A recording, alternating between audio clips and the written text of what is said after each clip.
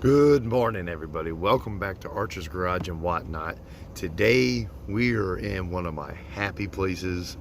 We are in the junkyard. That's right. It's been a long time since I've been in the junkyard, and today I needed to get a part for my wife's car, and we're back. So why do I love the junkyard so much? Man, there's so many stories here. You can look at every car and pick out something that happened. And remember this, every car in the junkyard was brand new one day. Somebody picked this thing up from the dealership and it was their pride and joy that day. Every one of these cars. And here, let me turn you guys. Yep. Every one of these cars was somebody's something special one day. Every single one of them. So anyways, that brings us here today. So why are we here? So last night, my wife called and her Expedition broke down, and I went out there and it's got a bad alternator. And looking online, I can order one, which will take 3 or 4 days to get here, and it's 125, 130 bucks. I can go to the store and buy one. It's 200, 225 bucks. Or I can come here and buy one for 20 bucks with an $8 core charge. So I'm gonna come here and buy one for 20 bucks. So I love junkyards. To me, junkyards and hot rodding, things like that, that's the first form or the purest form of recycling, because it takes so many resources to build a new car. If you keep an old one going, keep it going efficiently, that is good recycling. It keeps them out of the landfills and all that good stuff, and it keeps from using the new products to make new cars. To me, that's just my opinion. Anyway, and it saves me a bunch of money when I'm buying new cars. Sorry about my voice, it sounds horrible. And let me take this moment to explain some. I don't believe in coincidences ever. I believe everything is part of a grand plan. And this week, my partner and I at work, we had a class we had to attend, and so he had to change his schedule, and then I had to change my schedule, and it just worked out to where yesterday I got off work early.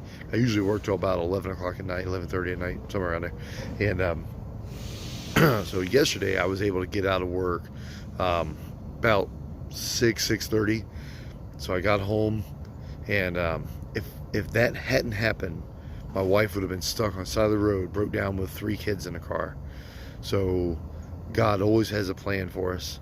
And whether we think that it's good karma or whatever, I don't think there's any coincidences. I don't think it's karma. I think there's always a plan. And this was part of God's plan. He said, you're going to get off work early today because something's going to happen. And I don't know. Maybe I'm wrong, but I don't think so. I think anytime something like that happens, it just makes me realize that there is a plan for it. So anyhow, let me show you what we're working with today. All right, so we are in the junkyard. I am getting the alternator off of this Expedition. So what do I look at when I come to the junkyard? First thing I look for is something that's been crashed, because if it's been crashed, see, look at this guy, I know that the parts on this truck were driving when it crashed, right? So the parts on the engine should be functional because it was driving when it crashed. Now, if you get one that looks pristine, you think, well, maybe the transmission burned up, or maybe the engine locked up, or something like that. So anyway, that's why I do this.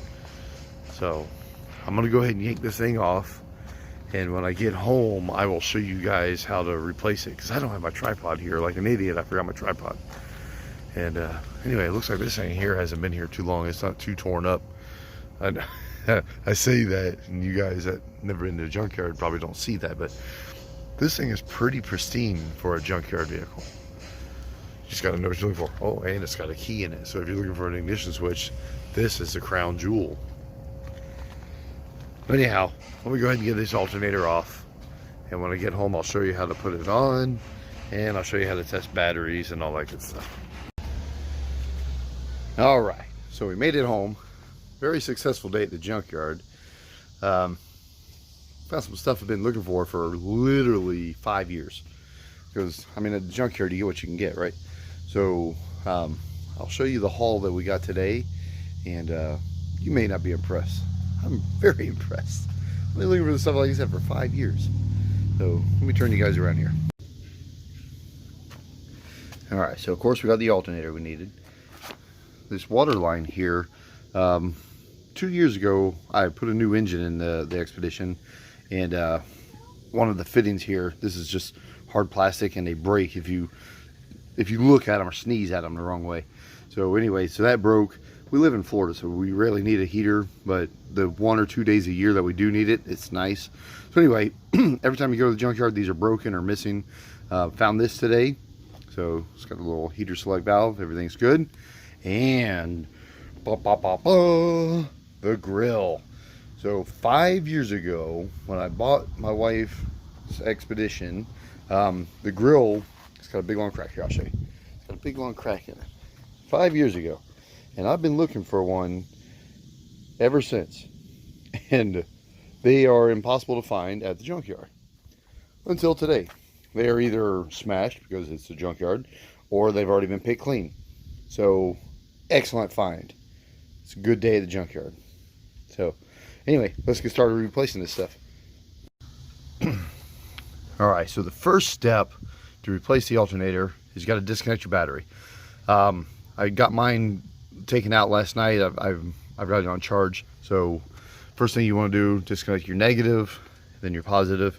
You always want to do your negative first, because if you happen to touch something when you're doing the negative, it's not going to hurt anything. If you have them both hooked up and you touch something with the positive, then you're going to be sparking. You're going to be creating a ground. So always disconnect your negative first, then your positive.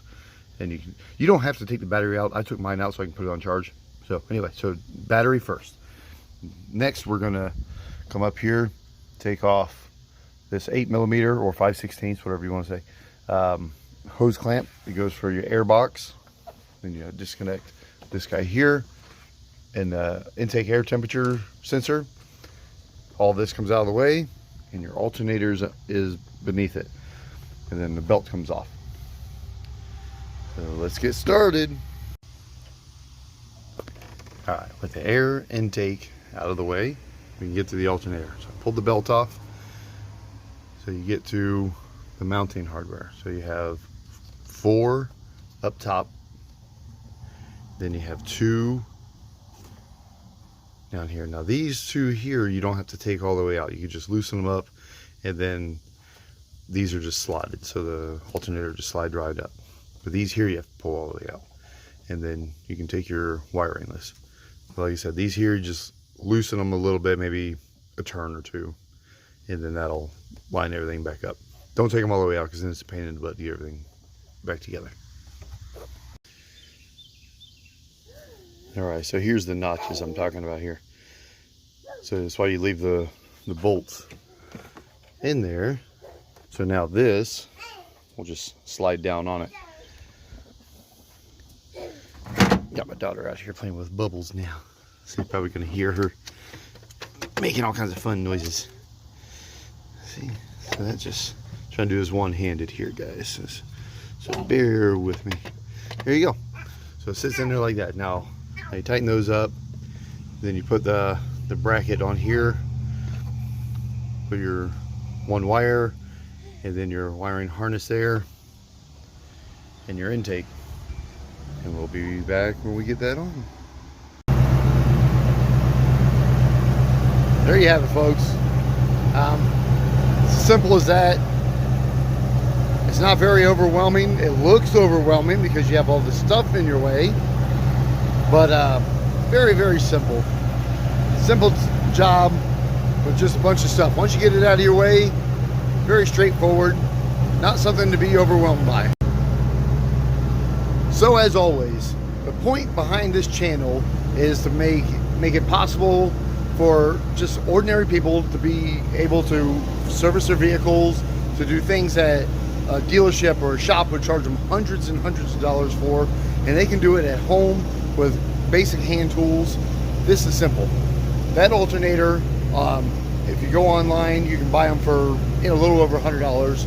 If you go to the store, they're a couple $100. If you went to the dealership, it'd probably be $400. And then they're going to charge, 70 or 80 bucks an hour to put it on. It's probably going to be an hour checkout, hour and a half to do it. So you're talking a couple $100 and the mechanic's fee. Sorry, I got distracted by my daughter. But you could do it here. It cost me $20 plus an $8 core charge at the junkyard and $2 to get it. So $30, and I can get 8 of that back by taking my core back with it. But so $30, and I'm done, and it's not even noon yet. So just to goes to show, with a little bit of initiative and some hand tools, you can fix anything on your car and your driveway, and you don't have to pay the big guy the big bucks. So thank you for joining me on Archer's Garage and whatnot. I hope you liked the video, and if you did, hit the like button, subscribe to the channel. This is the type of stuff we do. This is Mike's Junkyard. I love junk, so Mike's Junkyard, and I do woodworking, and we just do regular guy stuff, so we like to have fun. So anyhow, hit the like button, subscribe to the channel, and I will see you guys next time. Have a blessed day, everybody.